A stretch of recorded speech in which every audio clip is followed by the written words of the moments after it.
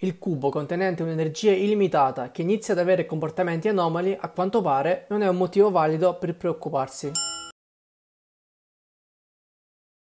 Come ha fatto a capire che quello non era un semplice bastone, ma era un'arma? Che poi non è una delle frasi migliori da dire ad un essere appena arrivato da un altro universo, magari è venuto in pace. Se Loki riesce ad uccidere i nemici a distanza, non ha senso attaccare da vicino. Perché si stupisce che ha un cuore? Un oggetto avente energia e radiazioni alle stelle si può tranquillamente toccare a mani nude. Un dio che però mostra la sua stupidità fin dai primi secondi. Se può controllare le persone con un semplice gesto, perché non lo fa anche con Nico Fury? Gli sarebbe molto comodo avere tra i suoi schiavi un personaggio così. Dato che Hawkeye sapeva che Fury indossava il giubbotto antiproiettile, sarebbe stato più sensato sparargli in testa. Che poi, giustamente, gli spara solo un colpo di pistola nel corpo e non controlla nemmeno se è morto uno dei loro nemici principali. Un dio che a quanto pare preferisce viaggiare nel cofano. Meno male che è uno dei cecchini migliori al mondo. A parte che potevano ucciderla tranquillamente all'inizio, quando ancora non sapeva nulla, con questo a evitare inseguimento inutile. Si intravede la gabbia di sicurezza dentro la macchina. Questi soldati cadono dalle scale senza un minimo motivo. E finalmente Maria muore. Ah no, aspetta, serve ancora il regista. Sull'insegna pubblicitaria sta scritto JDNSHN, che non significa nulla nella lingua russa e sono solamente lettere messe a caso. In Russia non esistono questo tipo di treni, solo in America. Cliché, ovviamente se siamo in Russia, è pieno di AK-47 e quadri dei santi. Dicendo questo, ha mandato all'aria tutta la sua operazione per ottenere informazioni segrete dal nemico, un gesto molto astuto per uno dei agenti migliori al mondo. Ovviamente, a cosa serve legarle anche le gambe? Se no poi come scappa, scusa, Poteva semplicemente spingerlo giù, ma ha preferito staccargli la gamba. Una cosa abbastanza sadica. Scusa, ma se è così forte da rompere il sacco, non sarebbe più intelligente usare sacchi più resistenti invece di romperne una dozzina di normali ogni volta? D'un tratto compaiono delle fasce intorno al sacco. Fa bene ad avere dei dubbi, dato che poi sono stati sconfitti da una dozzina di clown travestiti. Il mascheramento non ha nessun senso, dato che non toglie la quantità esagerata di rumore e calore emanato dalla nave. Un essere venuto da qualche universo sconosciuto viaggia tranquillamente per il mondo senza soldi e documenti. Che senso ha questa videocamera piazzata a terra? Con tutto il rispetto, una pistola con il silenziatore sarebbe molto più pratica, A giudicare dal rumore, sembra che gli sta trittando l'occhio. Non riesco a capire come fa con questo a creare l'ologramma virtuale per aprire la porta. Che poi da dove ha preso questa attrezzatura? Le macchine della polizia tedesca hanno le sirene blu.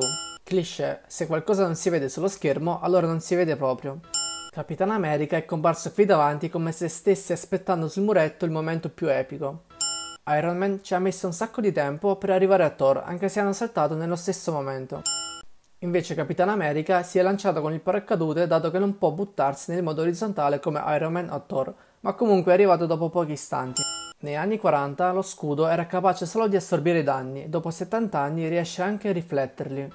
Thor, nel modo più diretto, ha appena cercato di uccidere Capitan America. Tony Stark cerca di far arrabbiare Hulk senza un motivo, sapendo benissimo che mostro ha davanti. Steve Rogers è più forte di un normale umano, ma non a tal punto da aprire le porte blindate con un minimo di sforzo. Che senso c'era a farli litigare tra di loro se poi l'attacco li ha uniti nuovamente? Loki continua a fare cose senza senso.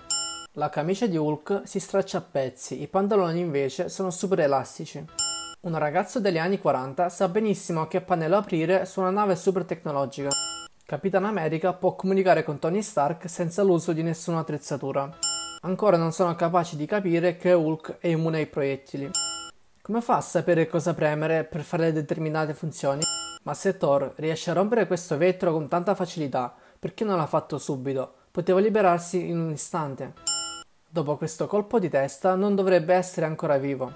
A quanto pare i colpi di questi due erano dei semplici schiaffetti, dato che dopo nessuno ha dei segni sul viso.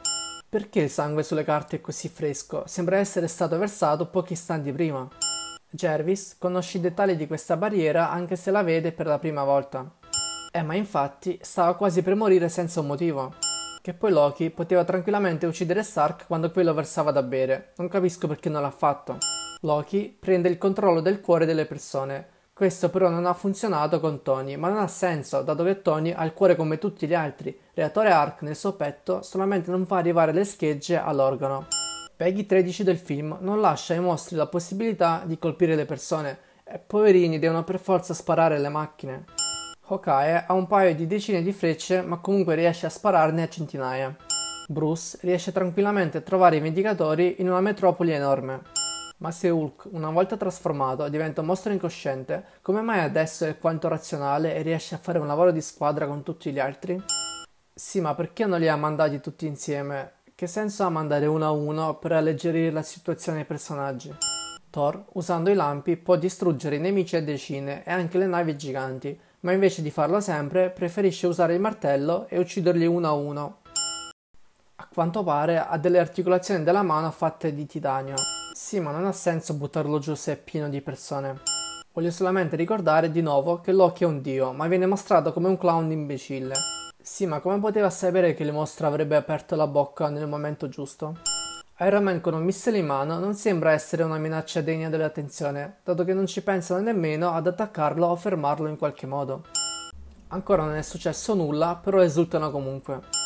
La nave principale ovviamente non ha nessun tipo di difesa, la distruzione della quale uccide senza una minima spiegazione tutti i mostri, perché il regista non sapeva come far finire al meglio il film. Nel film che si chiama Vendicatori non c'è nessuno che vendica qualcosa o qualcuno.